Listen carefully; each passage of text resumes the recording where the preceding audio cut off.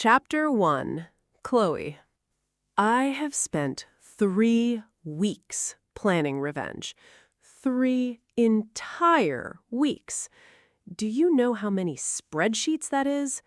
Neither do I, because admitting the actual number would make me sound unhinged. The important thing is that Olivia Hart deserves it. Or at least she deserves some version of it. Possibly. Probably. Okay, maybe not deserves it, but I am committed now, and commitment is important. I stare across the diner and tighten my grip around the ketchup bottle. Today's the day. The first move, the opening act, the beginning of Operation Heartbreak. The campus diner is packed as usual. Students crowd every table. Someone is frantically typing an essay while eating fries. A group of freshmen are arguing about a philosophy assignment as if they're solving world peace. Coffee machines hiss behind the counter. Plates clatter. Conversations overlap into one giant wall of noise. The place is practically a university landmark. If someone disappeared from campus, the first place security would check is this diner. And sitting right in the middle of it all is Olivia Hart, my nemesis. She doesn't know she's my nemesis, which honestly feels rude. If someone dedicates weeks of their life to hating you, the least you can do is notice. Olivia laughs at something on her phone. My stomach does an irritating little flip. I ignore it. She has blonde hair pulled into a loose braid over one shoulder. Sunlight from the windows catches the gold strands. Her white sweater looks expensive enough to make my bank account cry. Everything about her looks annoyingly effortless. Some people spend hours trying to look attractive. They get plastic surgeries, wear expensive makeup, and dress according to their body type. But Olivia somehow manages to look hot while eating onion rings in a plain sweater and jeans. It's deeply unfair. I narrow my eyes. Now, you might ask me why I hate her so much. Why am I wasting hours of my time plotting revenge on her? The reason is that 3 months ago, Professor Lancaster announced the essay competition results. I got second place. That's what I got. Second. Do you know what second place means? Nothing. Second place is just the first loser with a better vocabulary. I spent weeks working on that essay. Weeks! My thesis was original, brilliant, possibly revolutionary. Then Olivia submitted an essay with practically the same central argument and walked away with the highest grade ever. Ever since, I've been convinced she stole my idea.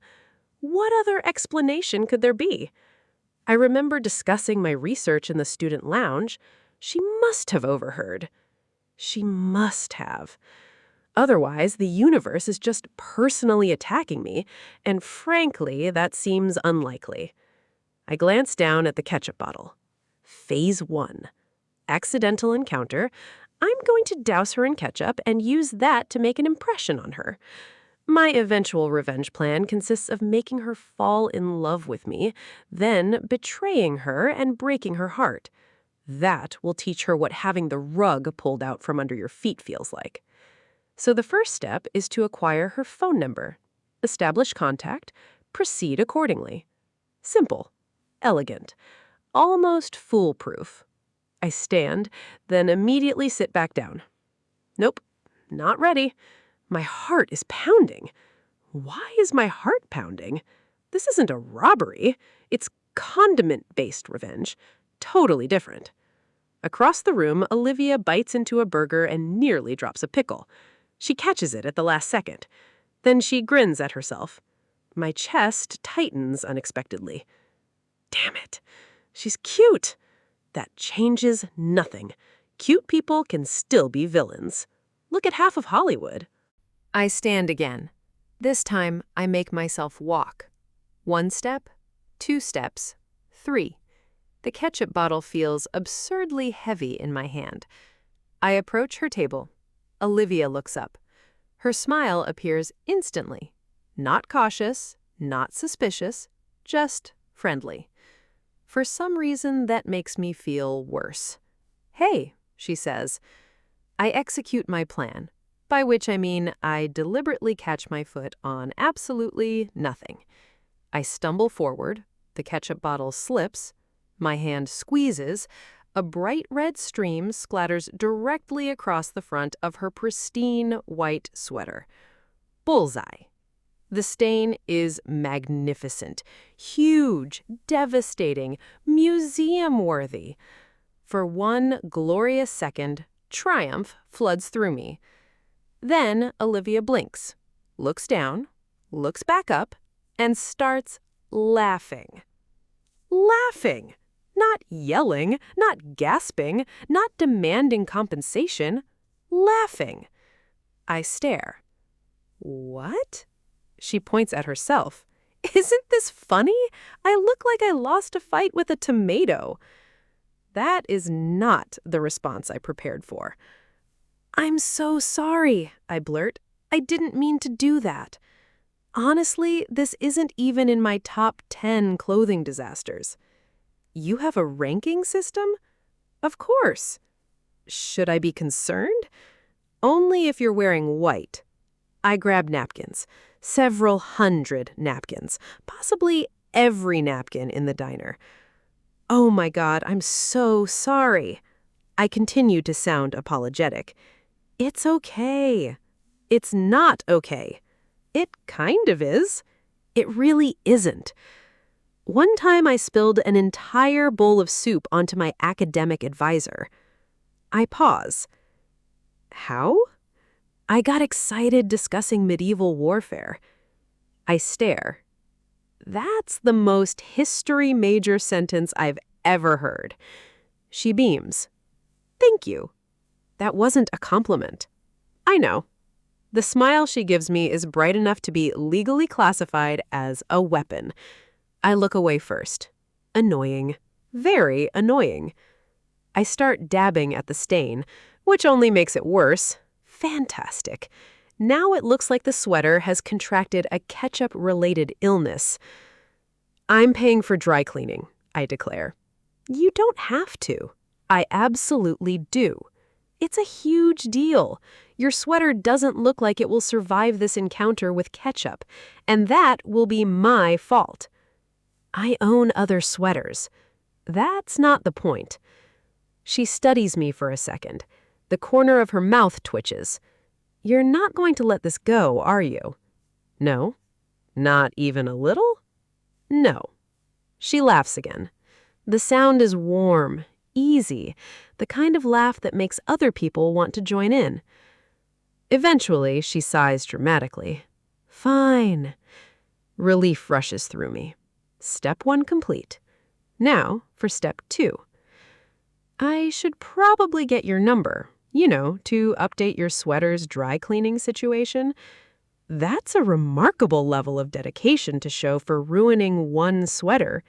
Olivia raises her eyebrows, and she looks so hot doing it. I bite my tongue, telling myself I have no reason to be using the words Olivia and hot in one sentences. Guilt is my kryptonite. I lie, because I can sense that Olivia is getting suspicious about me and my overwhelming desire to get her number and use her sweater as an excuse for gaining access to her. "Sounds very official," she says, still maintaining her breezy humor. I'm taking Sweatergate seriously. "Sweatergate," she chortles. "That's creative. You came up with that in a minute? What's your major? Marketing?" "English literature. That's why I'm good with words. My minor is creative writing." "Figures, you're good with turn of phrase." She reaches for her phone. "Because public trust is at stake, I must restore your sweater to its original magnificence." I snort before I can stop myself. Olivia notices. Her smile widens. "Interesting. Very interesting." A few seconds later, we exchange numbers. Mission accomplished. I should feel victorious. Instead, I mostly feel confused. Because Olivia keeps looking at me. Not constantly. Just enough that I notice. And every time our eyes meet, she smiles. Maybe she's just friendly. Maybe she's attracted to me. Maybe I'm imagining things. I don't know. What I do know is that she's making revenge significantly harder than anticipated. I'll replace the sweater if it's ruined, I tell her. I'm Chloe, by the way. Chloe Bennett. I'm Olivia Hale, and Chloe, it's a sweater. It's an expensive sweater. It was on sale. You say that like it helps. It helps me. Before I can argue further, Olivia stands. Then she pulls the stained sweater over her head. My brain immediately stops functioning. Underneath is a fitted long-sleeve top. Simple. Casual. Perfectly normal. Unfortunately, Olivia Hart is wearing it, and her body is anything but normal. She has narrow shoulders and prominent collarbones, her breasts are plump and noticeable, and her waist is so narrow all I can think of is whether I could wrap my hands around it. Which means my traitorous eyes suddenly forget how to behave. I look away, then accidentally look back, then immediately regret looking back. This is a disaster. A completely different disaster than the sweater, but still, a disaster. Olivia folds the ruined sweater and hands it to me. There. I take it. Probably too quickly. Definitely too quickly. Thanks. No problem. For a second, neither of us speaks. Then Olivia smiles again, softly this time. I'll wait for my official sweater updates. Something strange flutters in my chest. Dangerous, unwelcome, suspicious. I clear my throat. Right. Don't let the responsibility overwhelm you. I'll do my best. I believe in you. Nobody should be allowed to say that while looking that cute. It's unfair, possibly criminal. I clutch the sweater, mutter a goodbye, then flee. Actually flee. Out of the diner, across the quad, away from Olivia Hart, away from her smile, away from the unsettling realization that my revenge plan may have a very serious flaw. Because after exactly one conversation, I'm no longer entirely sure she's the villain. In fact, she seems like the most interesting and attractive woman I have ever met. The kind of girl I'd be asking out if not for the inconvenient fact that she stole my essay idea. And that is a problem. A very, very big problem. Chapter 2. Chloe. The first text arrives 23 minutes after I leave the diner. Olivia. Have you made it safely into witness protection? I stare at my phone. Then I laugh. Actually laugh. Alone, in public, like a psychopath. A girl walking past gives me a concerned look. I ignore her. Me. I'm currently being questioned by the FBI regarding condiment-related crimes. The typing bubble appears immediately. Immediately. Which should not make me this happy. Olivia. Stay strong. Don't let them break you. Me. I'll never talk. Olivia. Good. Because the tomato lobby is powerful. I smile so hard my cheeks hurt. This is ridiculous. She's ridiculous. I shouldn't enjoy talking to my nemesis this much. Unfortunately, nobody asked my brain for its opinion, or my stomach, or whatever organ is currently responsible for making me grin at my phone like an idiot.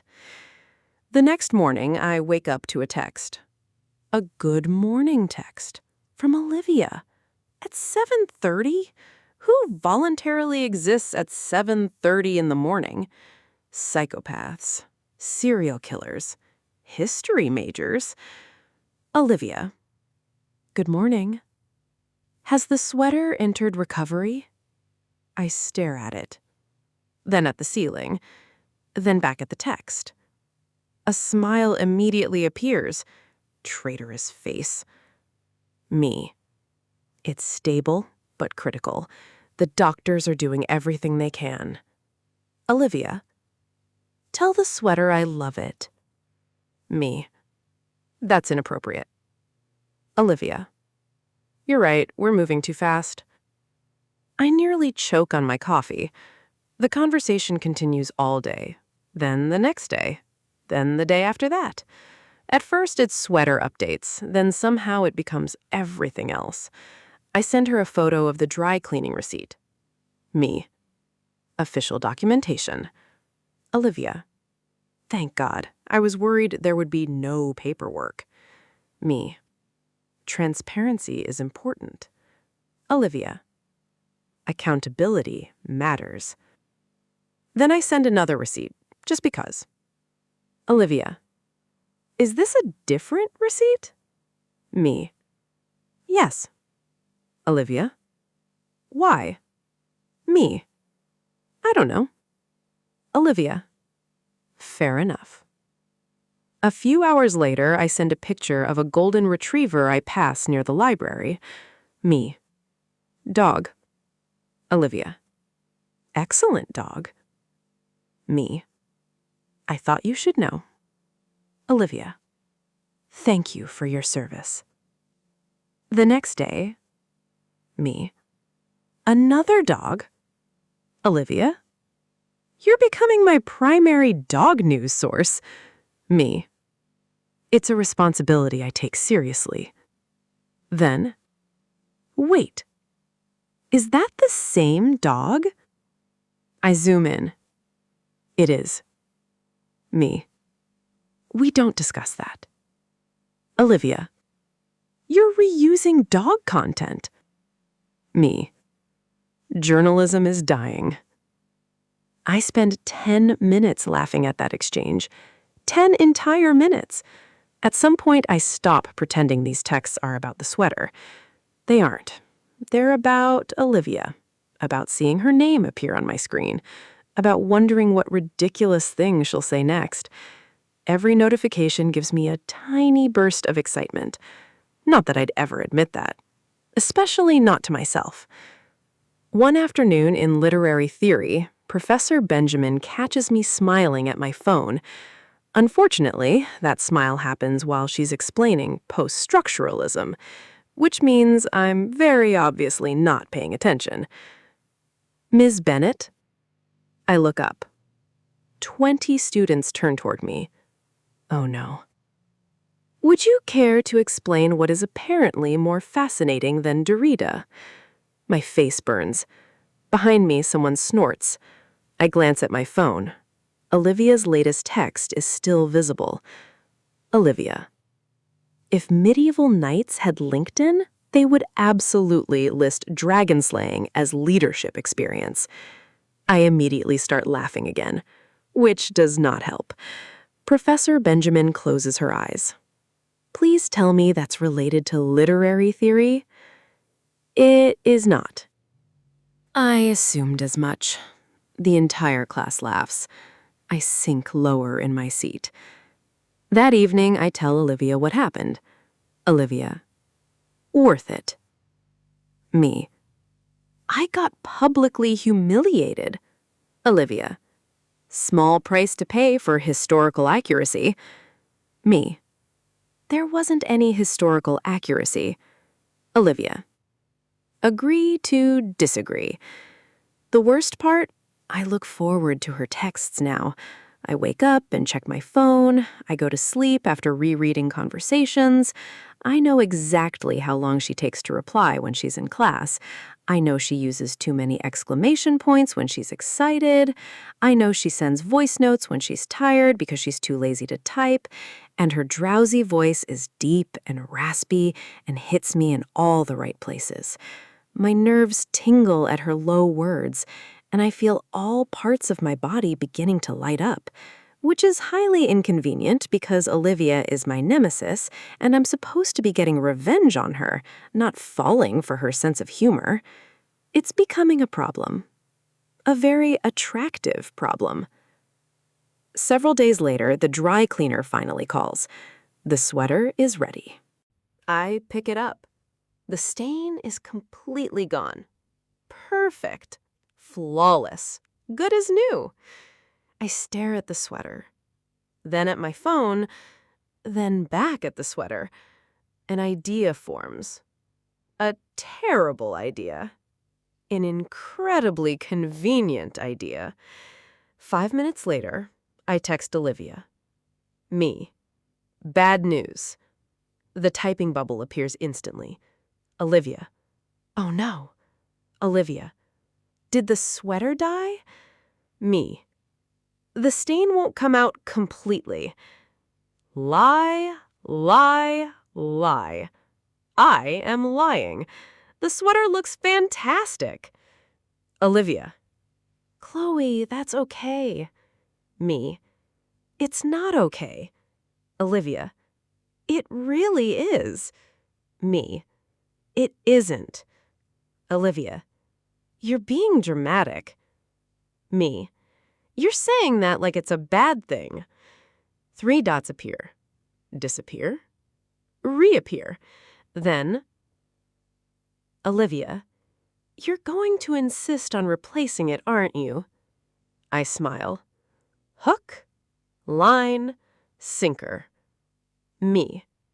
Yes. Olivia. Chloe. Me. Olivia. Olivia. Chloe. Me. Olivia. Olivia. This feels like we're 6 years old. Me. Buy a new sweater with me on Saturday. You can pick, and there's no budget. It's a sweet deal if I say so. You'd be wise to take me up on my offer. A long pause follows. Long enough that I start second-guessing myself. Maybe I pushed too hard. Maybe... Olivia. You know you don't have to do this. My chest tightens unexpectedly. She's giving me an out. She genuinely means it. No guilt, no manipulation, no anger. Just kindness, which somehow makes me feel worse. Me. I want to. It'll make me feel better about Sweatergate. Another pause. Then, fine. Olivia. But only because I suspect you're incapable of letting this go. I grin. Me. Correct. Olivia. Saturday afternoon? Me. Works for me. Meet you at the mall? Olivia. Looking forward to it. I stare at that text. Looking forward to it. Not annoyed, not reluctant. Looking forward to it. My stomach immediately performs gymnastics, which is absurd. It's not a date. It's revenge. Strategic revenge. Planned revenge. Spreadsheet-approved revenge. Absolutely not a date. I open my laptop and pull up the document titled Operation Heartbreak. I read through my original notes. Gain trust. Establish emotional connection. Create attraction. Proceed accordingly. The plan suddenly feels less satisfying than it did a week ago, because now I know Olivia laughs when she's nervous. I know she likes terrible historical documentaries. I know she once got locked in a museum overnight during a school trip. I know she sends photos of every interesting dog she sees now because apparently I've infected her. My phone buzzes. A new message. Olivia. Also, if I end up with another sweater covered in ketchup, I'm charging you. I laugh. Then another text arrives. Olivia. Good night, Chloe. For some reason, those 2 words make my chest feel strangely warm. I type back immediately. Good night, Olivia. Then I spend the next 10 minutes staring at the conversation. Not because I'm plotting revenge, not because Operation Heartbreak is proceeding exactly as intended. No, I'm staring because Saturday is 3 days away, and for the first time in my life, I think I might actually be excited to go shopping. Chapter 3. Chloe. Saturday arrives entirely too slowly, then somehow entirely too fast. I spend 45 minutes deciding what to wear. Not because I care, obviously. This is revenge. Strategic revenge. Carefully planned revenge. If I happen to look amazing while executing said revenge, that's simply good project management. I eventually settle on dark jeans, white sneakers, and a fitted forest green sweater that brings out my eyes. My dark curls are behaving for once, which feels suspicious. I add a little makeup. Nothing dramatic. Just enough effort to suggest I naturally woke up looking this good. A complete lie. I stare at myself in the mirror. Then I immediately feel ridiculous. It's a shopping trip, not a date. Definitely not a date. My stomach disagrees. The mall is already busy when I arrive. Glass skylights stretch across the ceiling several stories above. Sunlight pours through the windows and reflects off polished floors. Music drifts from hidden speakers. Families push strollers between stores. Teenagers crowd around the bubble tea kiosk. A line snakes out of a pretzel stand. The entire place smells like cinnamon sugar, coffee, and consumerism. I check my phone, then check it again, then pretend I'm not checking it, then check it a third time. Waiting for someone? I nearly jump out of my skin. I turn around and forget how words work. Olivia smiles. My brain shuts down. She's wearing a simple blue dress that falls just above her knees, paired with white sneakers and a light denim jacket. Her blonde hair is loose today, falling around her shoulders instead of braided. She looks elegant without trying, which is frankly becoming annoying. Wow, I say. Brilliant. Truly a master conversationalist. Her smile widens. Good wow or bad wow? I haven't decided yet. Liar. I am absolutely judging you. Harsh. You'll survive. I hope so. My heart does a stupid little flip. Again. I would like it to stop doing that. It refuses. Ready to find a replacement sweater? I ask. Olivia sighs dramatically. I remain convinced this entire mission is unnecessary. You say that every day, because it's true every day. I point toward the nearest clothing store. Come on. You are alarmingly determined. One day you'll appreciate my commitment. One day you'll appreciate therapy. I snort. She grins. And suddenly we're walking side by side through the mall, like this is normal, like we've known each other forever. The first store is full of colorful knitwear. Olivia immediately heads toward the clearance section. Of course she does. You're allowed to look at the expensive sweaters. Why? Because I'm paying. That sounds suspiciously like rich person logic. I wince. The words hit harder than they should. Olivia notices immediately. Oh. Her expression softens. Sorry. It's fine. No, it wasn't. I shrug. People say stuff like that all the time. She studies me. You know, I don't think you're anything like what people say. The comment catches me off guard. What do people say? That you're intimidating. Reasonable. Okay. That you're stuck up. Less reasonable. Okay. That you're shallow. There it is. Olivia frowns. For the record, I don't believe any of that. Why not? The answer comes immediately, because Olivia never hesitates. Because I've talked to you. Simple. Matter of fact, as though other people should have done the same. Something warm settles inside my chest. Dangerous. Very dangerous. So, Olivia says brightly, before this gets emotional, look at the sweater. She holds up something horrendous. Bright pink, covered in giant strawberries. Not small strawberries. Massive strawberries, the size of dinner plates. I stare. Absolutely not. You're no fun. You'd look like a fruit-themed mascot. I think I'd look iconic. You'd look legally questionable. 10 minutes later, she emerges from the fitting room wearing it. I immediately double over laughing.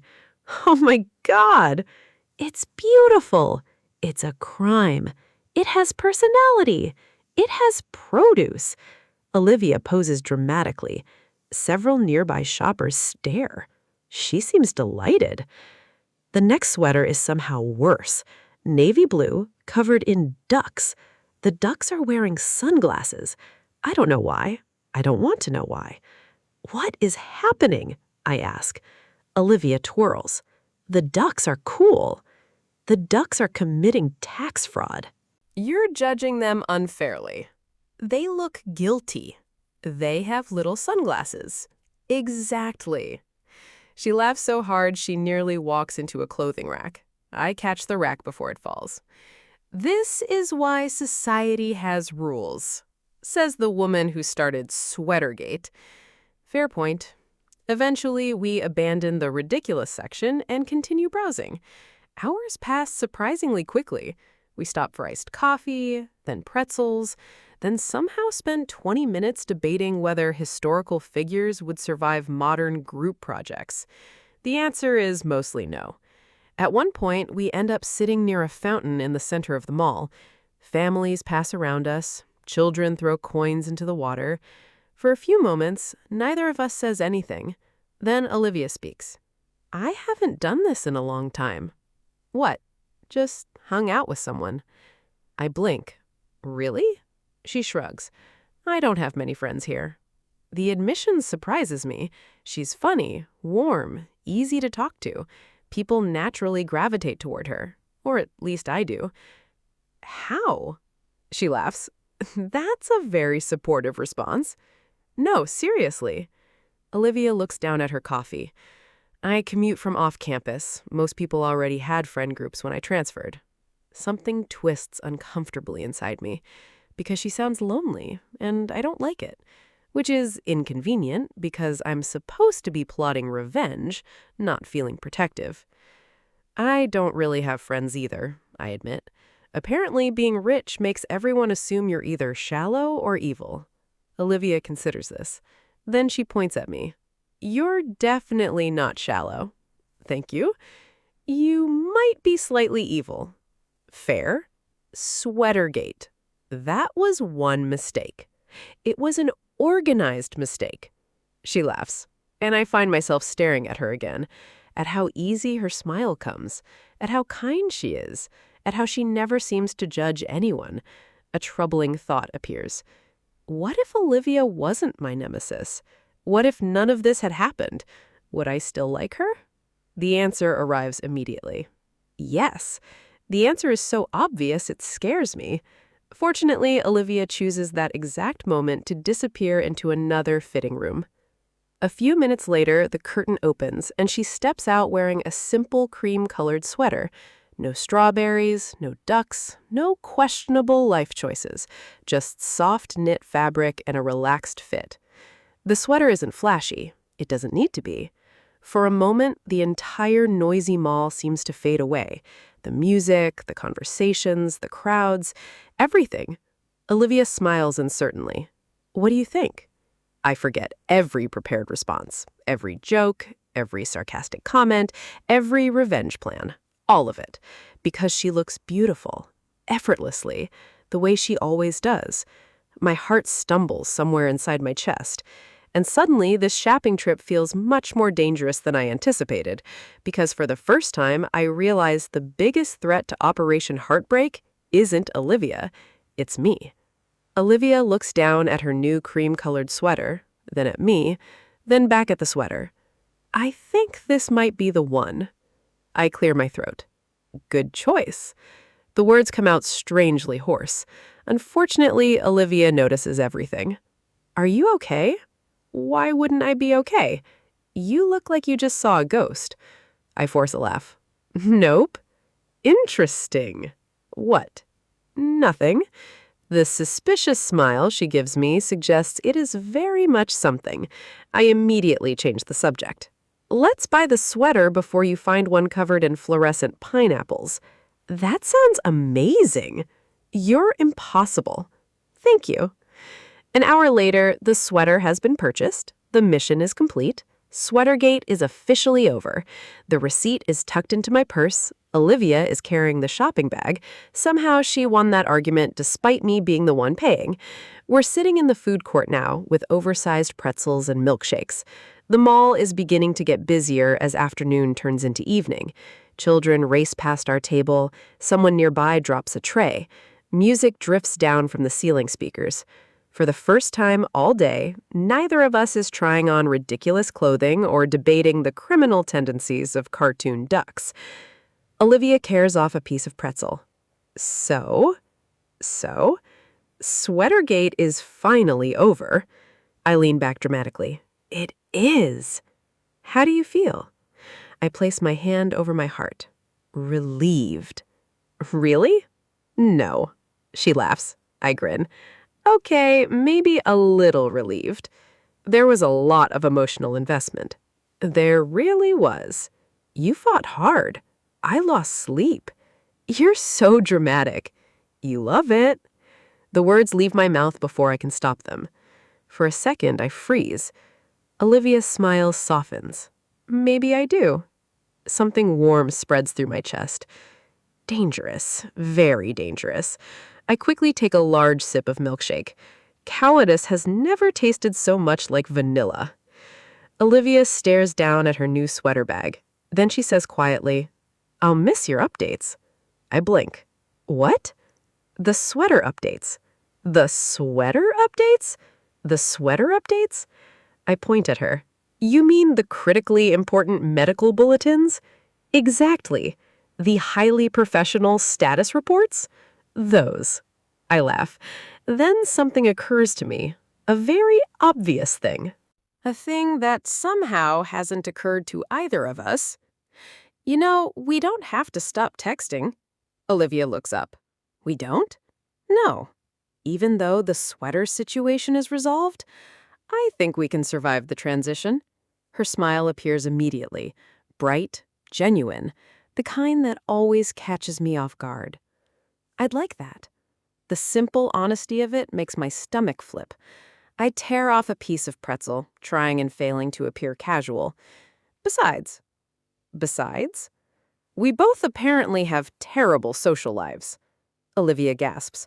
My social life is thriving. You literally admitted you don't have friends. I have acquaintances. That's a fancy word for strangers. I know their names. Some of them, I point accusingly. Some of them, I grin. Then an idea occurs to me. A solution. I'm listening. We form our own group. Olivia waits. I wait. Neither of us speaks. That's it? She asks. That's the plan. 2 people? Yes. That's not a group. It absolutely is. That's barely a committee. I wave a hand. Fine, the Friendless Society. The what? The Friendless Society. That sounds deeply depressing. It's exclusive. Because nobody wants to join? Exactly. She starts laughing. I find myself smiling again. God, when was the last time I laughed this much? Weeks? Months? Years?